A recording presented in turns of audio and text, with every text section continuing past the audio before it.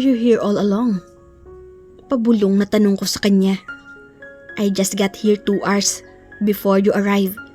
Marcus called me and said that Stan accepted my money and is willing to work with us now. We owe Marcus a lot on this. Marami siyang kinailangang gawin at kausapin para lang makita at makausap iyang Stan na iyan. Siya pala ang pinakamakapangyarihan sa Russian Mafia world. Kumbaga, sa United Kingdom. Para silang miyembro ng royal family at hindi basta-basta siyang nakikipag-deal sa kung sino-sino lang. Paliwanag ni Charlie. Hindi ko pa nakikita yung Marcus na sinasabi niya, pero magaan na agad ang loob ko rito at ngayon pa lang ay malaki na ang utang na loob ko sa kanya. Ang mga bata, kumusta? He gave me a swift kiss before answering. They are looking for you. Hindi sila nakakakain ng maayos dahil sa kaiiyak at kahahanap sa'yo. Malungkot na sagot nito. Parang naiiyak na naman tuloy ako. Anong mangyayari kay Catrice at doon sa karelasyon niyang pulis? Tanong ko ulit para maiba muna ang usapan. Bumigat na naman kasi ang dibdib ko sa sinabi niya tungkol sa mga anak ko. Babawi na lang ako sa kanila pag uwi namin. Napahinto kami sa pag-uusap nang marinig ang pagpasok ng dalawa. Boss Stan, a pleasant evening to you. Masayang bati ni Reynaldo. Good evening, Big Boss. Did you like your prize? Malambing na bati at tanong naman ni Catrice. Hindi agad namin narinig na sumagot si Stan. Apparently, yes, I like her. She is really amazing and very very pretty. Sabi ni Stan na napakaseryoso ang boses. Kahit pakinggan lamang siyang magsalita ay nakakakaba na. Wala na iyong mabait na asal niya kagaya kanina noong ako ang kausap niya. That's great to hear. So, where is she? Tanong nito. Nagkatinginan pa kami ni Charlie sa tanong niya. You have no right to ask that. Supladong sagot ni Stan. Sorry, kahit hindi ko nakikita ang mukha ni Catrice ay alam kong kinabahan siya sa magaspang na pagtugon ni Stan sa kanya. Buti nga. Now that you already have the girl and you said you like her, can we get the balance now? So that you can enjoy her all you want. Makahulog ang sabi ni Reynaldo. Naramdaman ko ang paghigpit ng kamay ni Charlie sa bewang ko at ang pagtiim ng mga bagang niya. His possessive nature is working on him now. Balance? What balance are you talking about? Pagalit na tanong ni Stan. Hanggang dito ay dinig ang takot sa pagsinghap ng dalawa. Sir, we only got half of the money because you said we could have the other half when the girl is delivered. We already did our part. So, tarantang paliwanag ni Reynaldo.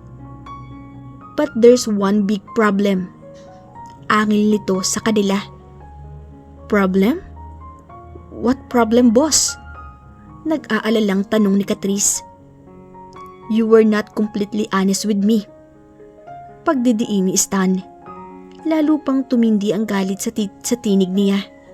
Kaya lalong kinabahan ang mga kaharap niya. What are you saying, boss? Takot na tanong ni Reynaldo. You never told me that she's already married. She's already belong to someone else. Pagalit na sigaw nito sa kanila. Dinig ko ang pag-igik ni Catrice sa matinding takot. Ganoon din ang kasama niya. Sir, let me explain. Bigla ay pagmamakaawa ni Reynaldo. I don't need any explanation. You will pay for this. Singhal ni Stan sa kanila. Maririnig din ang paulit-ulit na pakiusap ng dalawa, ngunit hindi sila pinakinggan ni Stan. Hanggang sa tawagin kami nito para lumabas. Kitang-kita ko ang panlalaki ng mga mata ni Catrice nang makita kami. Nagpalipat-lipat siya ng tingin sa aming dalawa ni Charlie at halatang lalong binahan ng takot ang kanyang dibdib. Lalong naglumuhod ang dalawa sa pagmamakaawa habang ako naman ay nakangiti sa kanila. Ang hindi ko namalayan ay ang mabilis na paglapit ni Charlie kay Catrice at bigyan ito ng isang malakas na sampal. Tumilapon ito sa dingding at tumama pa ang noo sa pader ng barko at agad namang nagdugo. Maging ang labi niya ay pumutok din sa tindi ng pagkakasampal sa kanya. Isang sampal lamang iyon, tilapon na siya agad. Pagkatapos ay isinunod naman ni Charlie si Reynaldo na walang awang pinagsusuntok at pinagsisipa. Hindi siya tumigil hanggang hindi ito naiwang lupaypay sa sahig at naliligo sa sariling dugo. Ngayon ko lang ulit nakitang ganito kabangi si Charlie. Mas matindi pa nga kesa noong nakita niya kami ni Dave sa hotel. Ngayon ko lamang siya nakitang nagalit ng ganito. Hingal na hingal si Charlie nang matapos. Ngunit matalim pa rin ang tinging ipinukol kay Catrice na ngayon ay nanginginig na rin sa takot. Gustong gusto ko kayong pataying dalawa sa pamamagitan ng mga kamay ko. Pero pasalamat kayo at hindi ako utak kriminal na katulad nyo. Sigaw ni Charlie sa kanila. Bumalik siya sa akin at muli akong niyakap ng mahigpit. I think it's my turn now. Sambit ni Stan. Tinawag niya ang mga tauhan niya sa sarili nilang lingwahe at agad namang tumalima ang mga ito. May mga binigay siyang instructions sa kanila na hindi namin naintindihan. Basta sa huli ay binitbit nila palabas ng kwarto iyong dalawa. What's going to happen to them? Formal na tanong ni Charlie kay Stan nang tuluyan nang makalabas ang mga ito. Bitbit sina Reynaldo at Catrice. I will bring them both to my country. Reynaldo will become my punching bag whenever I'm bored, while her bitch will be sent to the brothel. Simpleng sagot lamang nito. Nanlamig ako sa mga sinabi niya, pero hindi ako nakaramdam ng awa sa kanila pagkatapos ng ginawa nila sa akin at sa walang awang pagpatay nila kay Alex. Mga halang ang kaluluwa nila, hindi sila tao, kaya tama lang sa kanila ang maparusahan. Then, I guess we should go now, Charlie said. It's so nice doing business with you, Mr. Moretti. Nakangiting sagot nito kay Charlie at iniabot ang kamay niya. The pleasure is all mine, Mr. Makalov. Tugon ni Charlie at tinanggap ang kamay nito. It's really nice to have met you, beautiful Christina. May I at least hug you as my goodbye gift? Malambing na baling nito sa akin. Thank you, but... Sabi ko dahil parang galit na itong katabi ko. Natawa naman si Stan at lumapit sa akin, saka ako hinalikan sa noo. Napasinghap ako nang humigpit ang pagkakayakap ni Charlie sa bewang ko at inilayo ako kay Stan. We'll go now. We will take care of the rest from here. Paalam ni Charlie bago kami tuluyang lumabas. Halos buhatin na nga yata niya ako at hindi man lang hinintay makasagot si Stan. Napabuntong hininga na lamang ako. May possessive love. Nagulat ako nang makita si Alexander pagbaba namin sa barkong kinalululanan na namin kanina. Alexander? Manghang tanong ko. It's so nice to finally see you. Masayang-masayang sabi nito at niyakap ako ng mahigpit. Nagtaka pa ako dahil hindi naman nagalit si Charlie. Bati na sila?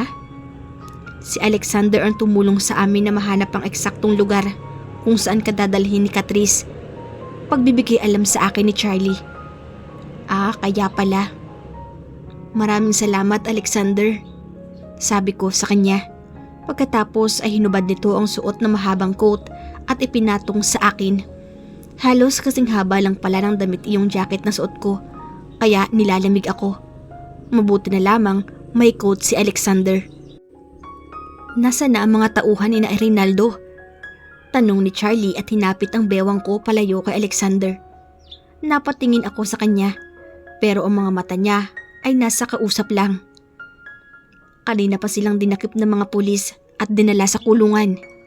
Papunta na ng NBI at PDEA team sa hideout ni Catrice dahil naroon daw ang mga droga at armas na itinatago nila.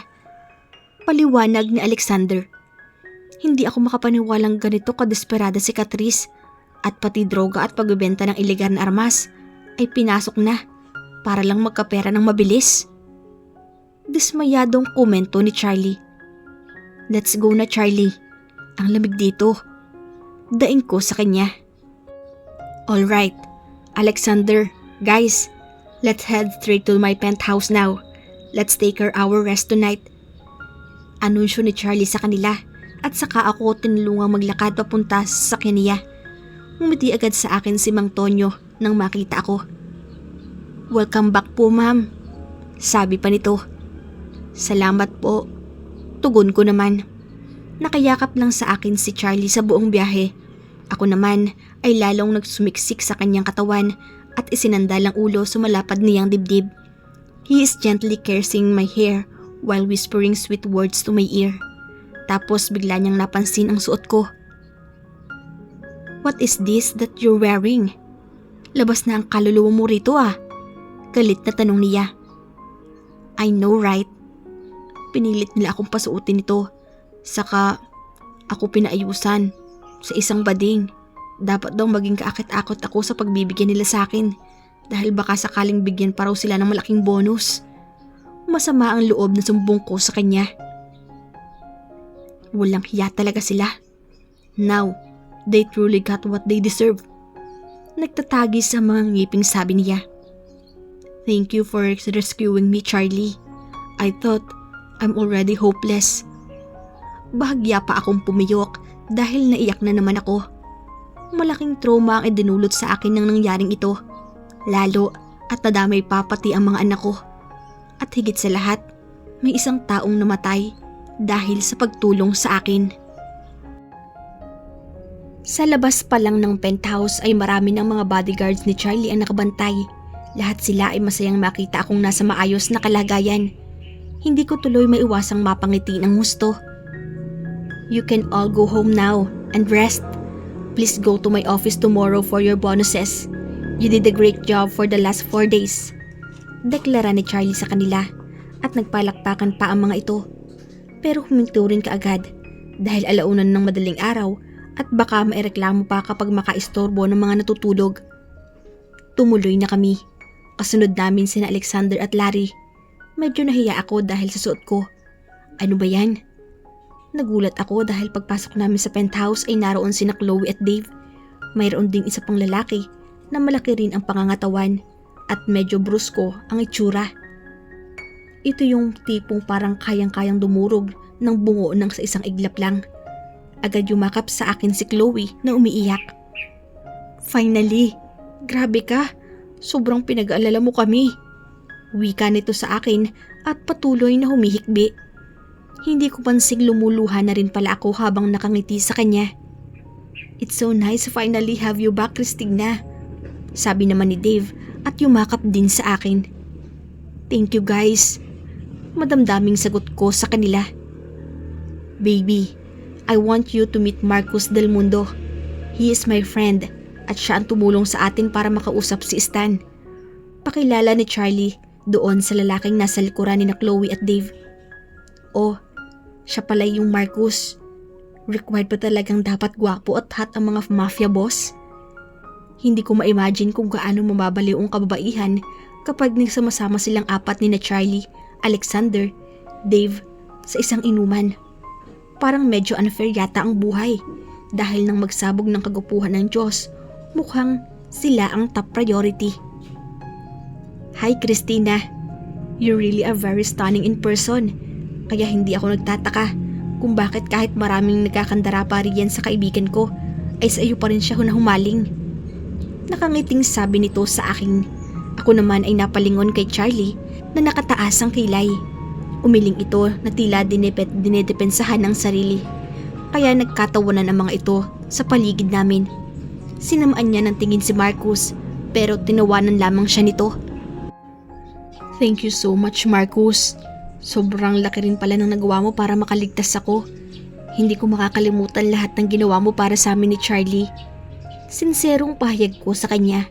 He chuckled and winkled at my husband. It's my pleasure to help. Si Charlie na lang ang sisingilin ko para sa kapalit dahil inastorbo niya ang masarap na bakasyon ko sa isla. Natatawang biro nito. Ang sabihin mo, mayroon ko lang bagong babaeng pinag-uubusan mo ng panahon. Ganting biro naman ni Charlie. Umiling-iling lang si Marcus pero may makahulugang ngiti sa mga labi. Kain tayo.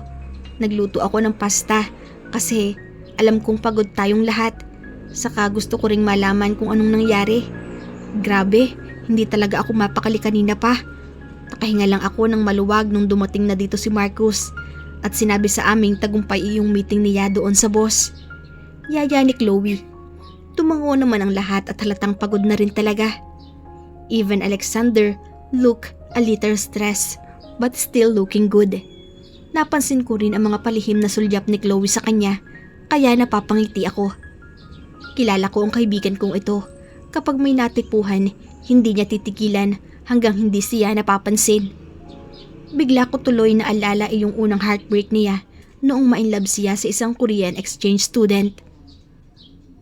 Alexander, dito ka na maupo. Napatingin ako kay Alexander nang yayain siya ni Chloe na umupo sa tabi niya. Nagkibit balikat lamang ito pero tumabi rin naman. Guys, you can start eating. Magbibihis lang ako kasi nangangatin ako dito sa suot ko. Paalam ko sa kanila. Tumangaw lamang ang mga ito. Si Charlie naman ay sinamahan ako sa kwarto namin. Dito ba sila lahat matutulog? 4 lang ang kwarto rito, kasama na itong sa atin, kaya hindi tayo kakasya. Tanong ko kay Charlie habang inaalis ang suot kong jacket. Napalunok ito nung tumambad ang katawan ko na napakaliit lamang ang tumatakip. Mabuti na lang talaga at naging maayos ang usapan ni na Marcus at Stan.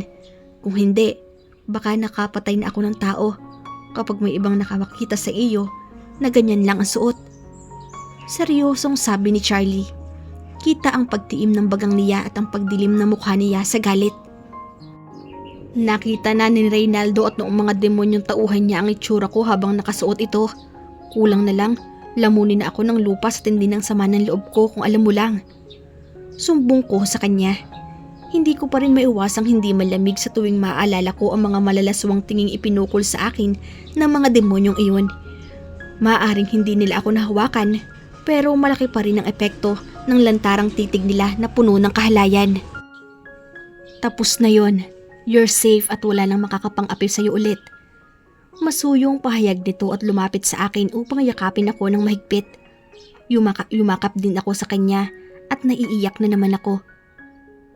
I love you, Charlie. Akala ko talaga hindi ko na masasabi iyan ulit sa'yo ng personal. Takot na takot ako, lalo na nung sinabi ni Reynaldo na papatayin kanya kapag hindi ko siya sinunod. Dagdag ko. Lalong humigpit ang yakap niya sa akin.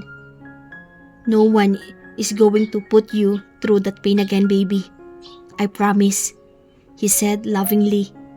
The gentleness and love in his voice were able to soothe my heart.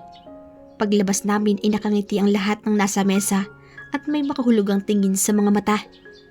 Problema nitong mga ito. Besh, ang tagal mo namang magbihis, pajama lang naman pala ang isusuot mo. Komento ni Chloe.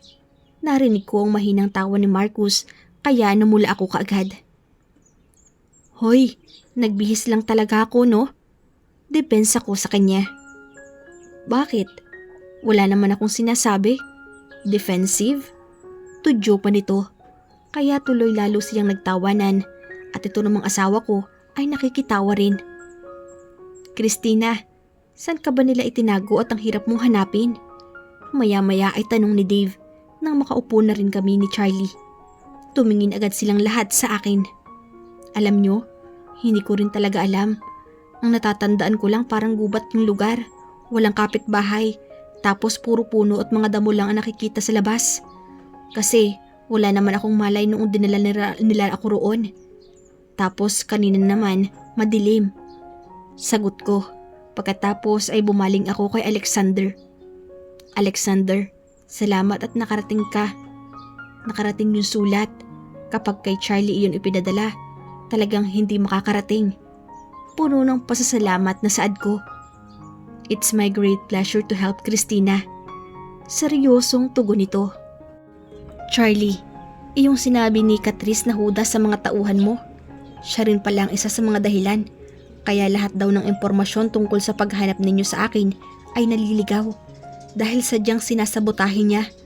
Kaya naiiba ang dumarating pagdating na sa inyo. Pagbibigay alam ko sa kanya, nagdilim kaagad ang mukha nito at nagtiim ang bagang. Walang hiya talaga siya. Marcus already punished him for that. Galit na usal niya. Mabuti na lang talaga nagawa ng paraan itong si Papa Marcus para mapalaya ka. Oo nga pala, anong itsura nung boss? Balbasan ba tapos mukhang halimaw ganun? Usisa ni Chloe. Natawa naman si Marcus sa kanya, kaya sinamaan niya ito ng tingin. Anong nakakatawa, Aber? Tugis niya rito. Baka hindi mo kayanin kapag nakita mo siya. Sagot ni Marcus sa kanya.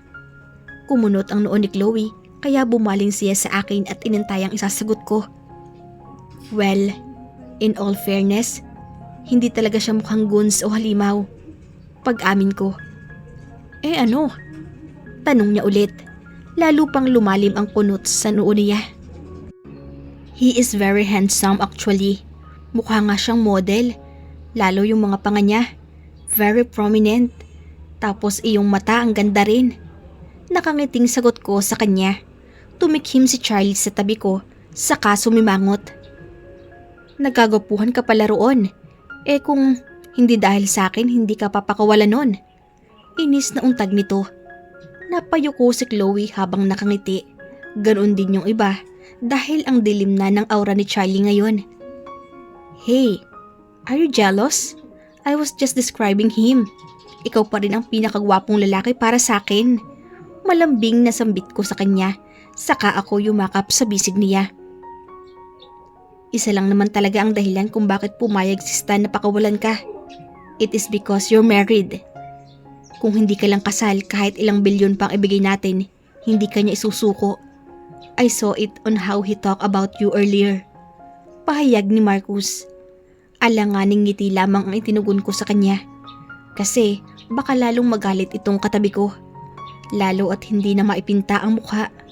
Mabuti na lamang at nag-iba ang topic noong magsalita ulit si Chloe. Ikaw, Alexander, anong tipo mong babae? Tanong nito, kaya marahas akong napalingon sa kanya. Napangiti ako nang makita ko ang reaksyon sa mukha ni Dave. Nagpipigil ito ng tawa. Kaya umasim ang mukha ni Chloe nang makita ang mga reaksyon namin ni Dave. Alam nyo kayong dalawa, wala kayong pagkasupport. Ang sasama ng ugali nyo. Nakaingos na sita nito sa amin. Nagkibit-balikat lamang kami sa kanya. Alexander, magaling ako magluto. Mahilig ka ba sa babaeng marunong magluto? Usisa nito ulit sa kanya. Marcus and Larry look at each other while chuckling. Yes, it's really a good thing. Sagot nito sa kanya. Ay, check. Palatak nito. So, ano ang tipo mo sa babae? Pangungulit pa nito. Nalaki pa ang mga mata ko nang tumingin sa akin ng diretso si Alexander. Naasiwa talaga ako dahil ramdam kong napatuwid din sa pagkakaupo si Charlie. Pahamak talaga tong babaeng ito. Sa totoo lang, wala namang partikular. Wherever my heart goes, I will follow. Maginoong sagot nito. Ay, ang sweet mo naman pala kapag kailangan mo na ng first lady sa distrito mo. Nandito lang ako. Pabebeng sagot nito at hinawi pa ang buhok papunta sa likod ng tenga niya. Chloe, saway ko sa kanya kasi kita kong natetense na si Alexander sa sinabi niya. Ganyan ka ba talaga makipag-usap sa mga lalaki? Natatawang tanong ni Alexander sa kanya. Lalo namang lumapad ang ngiti ni Chloe kasi hindi naman offensive ang pagkakatanong ni Alexander. Sadyang tinatansya lang kung gaano siya ka-jolly. But we all know that this friend of mine is obviously flirting with him. Swerte lamang niya at mabait si Alexander. Medyo, pero huwag kang mag-alala. Virgin pa ako. Sabi nito at literal akong nasamid sa kadaldalan niya. Ang iba namang nasa lamesa ay hindi na iwasang bumulangkit ng tawa. Makatawa kayo ha? Kahit ganito ako, intak pa rin ang bataan ko. Naka-deserve na ito. Nakairap na sabi niya. Kaya lalong humalakhak si Dave. Naku, Alexander, pagpasensyahan mo na itong kaibigan namin. Mukhang naiwan niya yung iyong gamot niya sa bahay nila.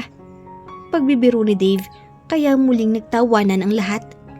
Alam mo Dave, kasalanan mo rin to. Nakasimangot na sumbat ni Chloe rito. Teka, bakit ako? Takang tanong nito pero hindi pa rin nawawala ang tawa sa mukha niya. Sabi ko kasi sa'yo dati, juwain mo na ako, tapos ngayon, hahabol-habol ka? Saad niya rito, lalong lumakas ang tawa ni Dave. Nakababatang kapatid lang talaga ang tingin ko sa'yo. Pambubus ka pa nito. Ano yan? Kung may friend zone? Iyong sa'yo, sister zone? Tuya niya rito. Ah, basta. Alam ko na kung saan ko gustong tumira ngayon. Sabi ni Chloe. Nagpalitan na lang ng kami ng makahulugang tingin ni Dave. Nang matapos na kaming kumain lahat ay ramdam na namin ang pagod at antok. Nagpaalam na sina Marcus at Larry. Kaya sina Alexander, Chloe at Dave lang ang matutulog dito. Pagod din ako. Pero nang magsimula nang gumapang ang mga kamay ni Charlie sa iba't ibang parte ng katawan ko, para akong nalululod sa init na idinudulot noon sa akin. Pagpasok pa lamang namin sa kwarto kanina, halos hindi niya na mailak ng maayos ang pintuan dahil agad niyang sinakop ang mga labi ko. Ang hirap magbawi ng hininga pagkatapos noon. Literal na hiningal talaga ako at pareho kaming naliligo sa mga pawis namin. But he warmed my heart with his devoted smile as he captured my lips for another passionate kiss. And so, we did it again until my body surrendered to sleep. Kinaumagahan ay maaga pa rin akong bumangon dahil gusto kong ipagluto si Charlie. Tulog pa rin ang mga bisita namin. Ngunit noong patapos na ako sa ginagawa, ay ipinagbagay alam sa akin ng isa sa mga maids na may dumating daw na bisita. Sino yon? Nagtataka kong tanong kasi wala akong inaasahang bisita rito. Ang mami at daddy po ni Sir Charlie, ma'am. Sagot niya. Napalunok ako at bahagyang kinabahan. Sa totoo lamang, hindi pa ulit kami nagkakausap ng mga ito kahit na ilang beses na kaming nagkita ulit dahil sa kambal. Ah, sige. Ikaw na ang magtuloy nito at sabihin mo kay Mylene na gisingin ang sir mo. Nakangiting utos ko. Tumango naman ito at agad na sumunod. Inayos ko ang sarili ko bago lumabas para harapin ang mga bisita. Christina, good morning iha. Bungad na bating ng mami ni Charlie na si Mami Elena. Tila nahihiyaring ngumiti sa akin si Daddy Philip. Good morning din po. Naghahanda po ako ng almusal. Kumain na po ba kayo? Magalang kong tanong. Lalo pa namang lumapad ang pagkakangiti nila sa akin. Iha, pwede ka ba naming makausap? Sana ay hindi kami nakaabala sa iyo. Nahihiyang tanong ni Mami Elena. Opo naman, tungkol saan po ba? May kabang tanong ko at magkakaharap kaming naupo sa sofa. Iha, gusto lang naming humingi ng tawad sa lahat ng nagawa naming kasalanan sa iyo. We should have listened to you before and we should have protected you instead of blaming you. Simula nang mawala ka, halos hindi ako makatulog dahil awang-awa ako kay Charlie. Sa loob ng mga panahong iyon ay hindi niya na ulit kami kinausap o pinuntahan sa bahay. Noong mawala ka, para rin kaming nawala ng anak. Umiiyak na saad ni Mami Elena. That's true, Iha. I felt so guilty for everything I did. And I said to you, I'm truly sorry, Christina. Sang-ayon naman ni Daddy Philip. Hindi ko na napigilan ang sariling sabayan ng pag-iyak ni Mami Elena dahil bumalik sa akin iyong panahong iyon. Iyong gabing gusto nilang hiwalayan ako ni Charlie dahil labis-labis nila akong ikinahihiya sa nangyari. Nakalimutan ko na po ang lahat ng iyon, Mami, Daddy. Nung ipinanganak ko ang kambal, lahat ng sama ng loob at sakit na nararamdaman ko sa nakaraan ay kinalimutan ko na. Kaya huwag niyo na pong isipin iyon. Ang mas mahalaga po sa akin ay ang makapagsimula po tayong muli bilang isang pamilya. Madamdaming saad ko. What's happening here? Bakit umiiyak si Christina? Nabaling ang atensyon namin nang marinig ang nag-aalalang boses ni Charlie. Mabilis siyang lumapit sa akin at niyakap ako ng mahigpit. What did you say to her? Bakit siya umiiyak? May talim ang boses ni Charlie nang magtanong, kaya siniko ko siya. Anak, it's not what you think. We're just apologizing to her. Depensa naman agad ni Mami. Ang mga sumunod na sandali ay naging mas madamdamin para sa aming lahat. Pero sa huli ay nanaig pa rin ang pagpapatawad at pagmamahal.